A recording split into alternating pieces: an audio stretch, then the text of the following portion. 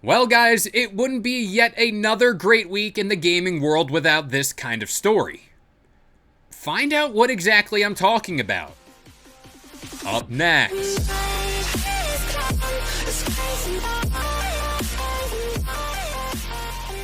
What up guys, this is Kalo and I'm here to give you the lowdown on all things gaming, and if you're new here, feel free to subscribe to this channel for weekly video game news content, drop a like on the video, and welcome to the Level Up.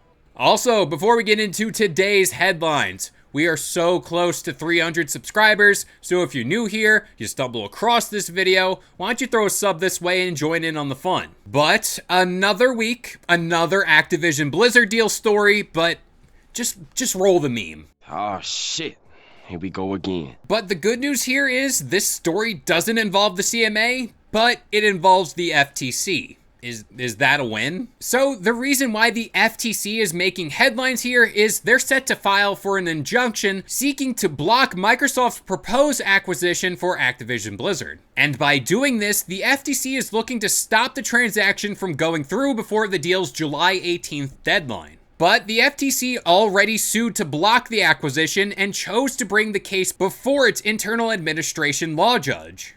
Now, this could mean many things, and some have been led to believe the FTC might know something we don't, such as the idea that Microsoft is prepping to close the deal fairly soon. The FTC even went as far to say Microsoft and Activision have been, quote, represented, they may close the deal at any time after June 15th. And this quote was given to The Verge that read, quote, both a temporary restraining order and preliminary injunction are necessary because Microsoft and Activision have represented that they might consummate the proposed acquisition at any time. They went on to say, press reports began circulating suggesting that the defendants were seriously contemplating to close the proposed acquisition despite the pending administrative litigation and that the CMA orders. But the president of Microsoft, Brad Smith, responded to this report in a tweet that read, quote, today's action by the FTC to file suit in our Activision case in federal court should accelerate the decision-making process. This benefits everyone. We always prefer constructive and amicable paths with government, but have the confidence in our case and look forward to presenting it. But despite all this, oddly enough, this all could play into Microsoft's hands. Because up until now, the FTC really relied on stall tactics to this deal, to get this stuff done after July 18th, which is the deadline for this deal. The FTC would then hope that Microsoft and Activision would split instead of actually going to court. But in order to win this case and get that injunction, there are 4 things the FTC must prove. Number 1, the FTC will have to prove their likelihood in success on merit that they have a good chance of winning their case against Microsoft. Number 2, they have to prove likelihood of irreparable harm if the injunction isn't granted. Number 3,